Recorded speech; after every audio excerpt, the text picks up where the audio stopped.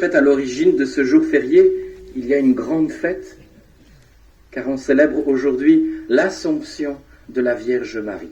Mais l'Assomption, c'est quoi au juste? En regardant notre communauté paroissiale et la dévotion mariale qui est très présente ici sur notre territoire et qu'elle manifeste, je me dis que Marie est la grande inconnue de notre foi. Nous-mêmes, nous sommes peut-être nombreux à convenir que nous sommes discrets, parfois trop discrets, dans la manifestation de notre attachement à la Vierge Marie, qui est pourtant celle que toutes les générations disent bienheureuse. Je constate aussi que certaines personnes pensent que nous en disons trop sur Marie, surtout lorsque nous affirmons que Marie est montée au ciel sans être touchée par la corruption de la mort. Pour les chrétiens, ce mystère est un signe, et un signe magnifique, un signe d'espérance de notre propre résurrection. Mais pour d'autres, eh bien c'est un mythe, c'est un doux rêve.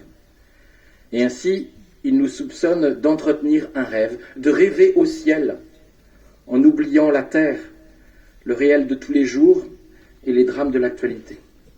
Le message de l'Assomption n'est pourtant pas un rêve, car si c'était un rêve, eh bien j'aurais honte de vous en parler ce matin. Vous me prendriez pour un marchand de bonheur, un diseur de bonne aventure. Alors prenons donc le temps, chers frères et sœurs, de réfléchir au sens de cette fête, de cette grande fête. La vie de Marie, y compris son Assomption, a inspiré de nombreux artistes. On trouve ainsi de multiples représentations de la Vierge Marie dans nos églises, mais aussi dans nos musées. Eh bien, chers frères et sœurs, je vous propose aujourd'hui de contempler deux tableaux qui illustrent deux des textes que nous venons d'entendre. Le premier tableau, il est un peu abstrait et il illustre la première lecture, l'Apocalypse.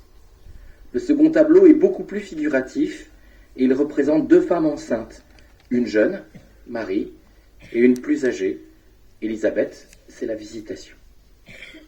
Le premier tableau illustre donc l'Apocalypse. Ce texte, il faut l'avouer, est déroutant comme une peinture moderne, parce qu'il est difficile à déchiffrer pour les non-initiés. Et de fait, l'Apocalypse de Saint Jean est écrite en langage codé, car elle fut rédigée en temps de persécution pour redonner confiance aux communautés chrétiennes. Avec ces images saisissantes, l'auteur de l'Apocalypse décrit la violence des persécutions contre la jeune communauté chrétienne.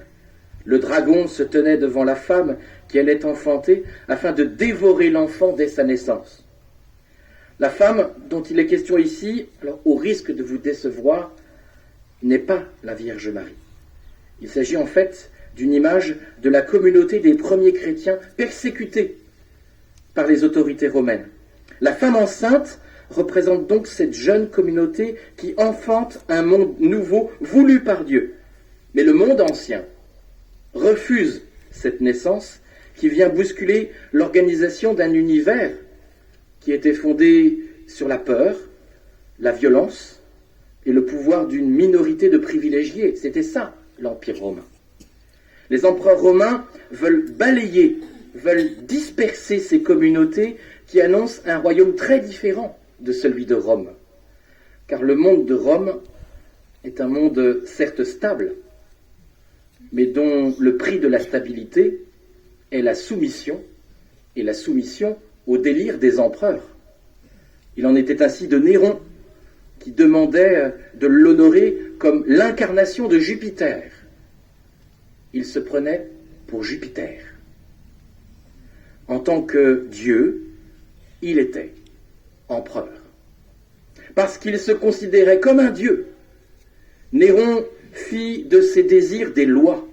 Ainsi, il fit assassiner sa mère. Il se prit aussi d'affection pour Sporus, un jeune esclave, qu'il fit castrer afin de pouvoir l'épouser. Et il faisait apparaître Sporus habillé en femme, et on lui rendait les hommages dus à une impératrice en l'appelant Madame. L'empereur Caligula aimait tellement les chevaux qu'il nomma son cheval préféré consul, c'est-à-dire Premier ministre. Alors, cela peut paraître aujourd'hui un peu incongru et nous faire sourire légitimement, mais dans les faits, la vie de l'Empire romain était placée sous le signe de l'injustice, de la violence, au service d'une petite minorité. Et face à cela, les chrétiens dérangent. Les chrétiens dérangent car ils annoncent un royaume de justice et de paix où règne le souci fraternel et non la recherche d'un bonheur égoïste et les puissances de l'argent. Les chrétiens forment une communauté qui annonce un royaume qui s'attache à défendre la vie des plus petits et des plus faibles. Une communauté qui refuse que l'on tue les enfants, que l'on abandonne les vieillards, que l'on réduise des hommes et des femmes en esclavage. Frères et sœurs, c'était hier. Mais reconnaissons-le, nous revivons parfois les situations d'injustice de l'Empire romain. Un dragon qui dévore la vie des hommes et des femmes.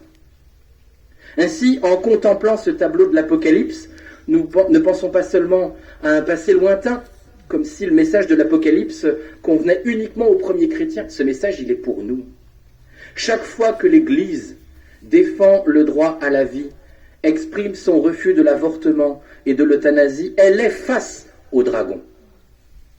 Chaque fois que l'Église exprime son souci des familles, son attachement au mariage ou son souci de l'accueil des migrants, elle est face au dragon. Chaque fois que l'Église défend la cause des pauvres, elle est face au dragon.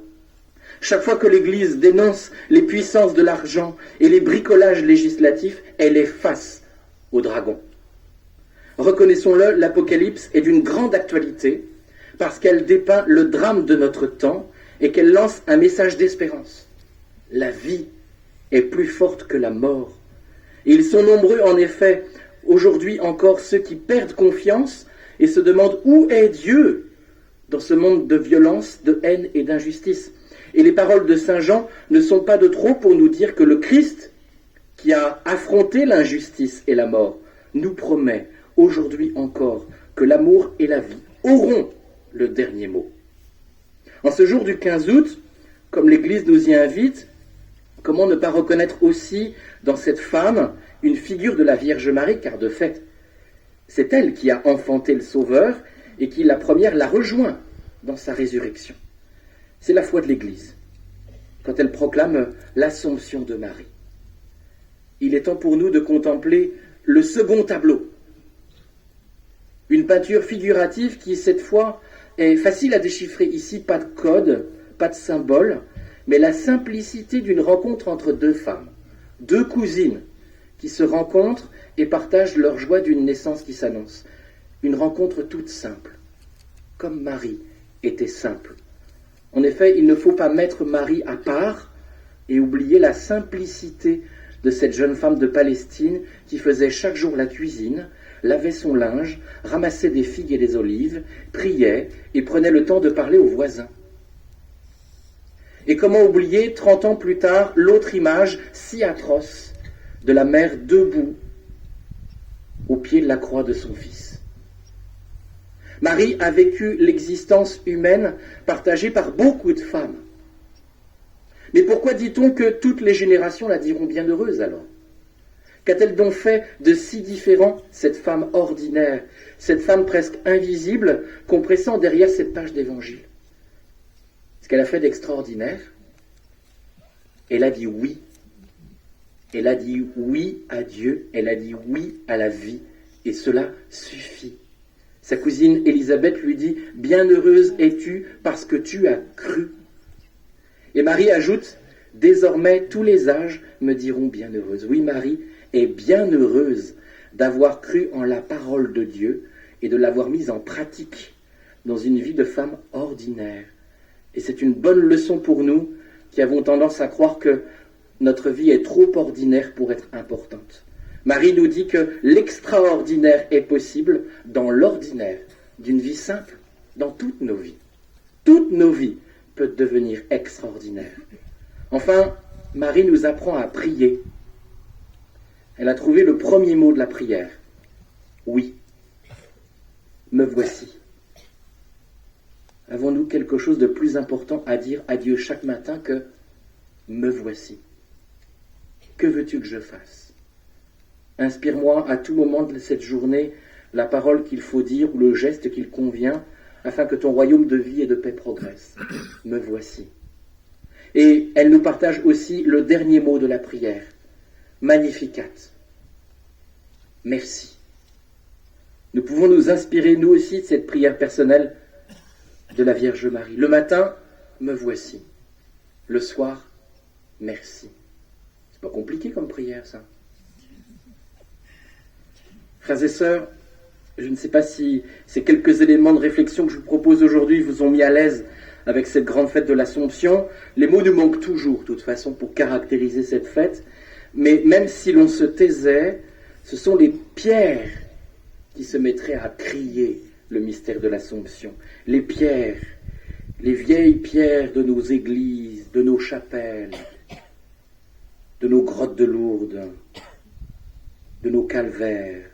Ils crieraient pour proclamer comme Marie un oui à la solidarité, un oui au respect de toute vie humaine, le oui de l'Église, un oui large et beau à la vie en abondance, la vie en plénitude, la vie qui nous ouvre des chemins de bonheur simples et ordinaires, comme Marie. Oui, frères et sœurs, le Seigneur, face aux ténèbres dans lesquelles nous vivons, nous invite à être les gardiens de la vie, pas les gardiens des ténèbres, les gardiens de la vie. Car être chrétien aujourd'hui, ce n'est pas seulement transmettre les valeurs chrétiennes héritées de nos parents, mais c'est surtout dire un grand oui, oui à la beauté, à la bonté, à la joie, oui à la vie. Alors, dans un monde prisonnier des addictions et marqué par une grande désespérance, être catholique aujourd'hui, c'est faire le choix de l'espérance et de la liberté. Comme le disait Saint Jean-Paul II, n'ayez pas peur d'ouvrir grand les portes au Christ. Oui, frères et sœurs, n'ayons pas peur, le dragon est déjà vaincu et l'Assomption de la Vierge Marie nous annonce que la vie a vaincu la mort. Alors, comme Marie, laissons-nous remplir de la joie de la victoire, comme Marie, rayonnons de la joie du Christ. Amen.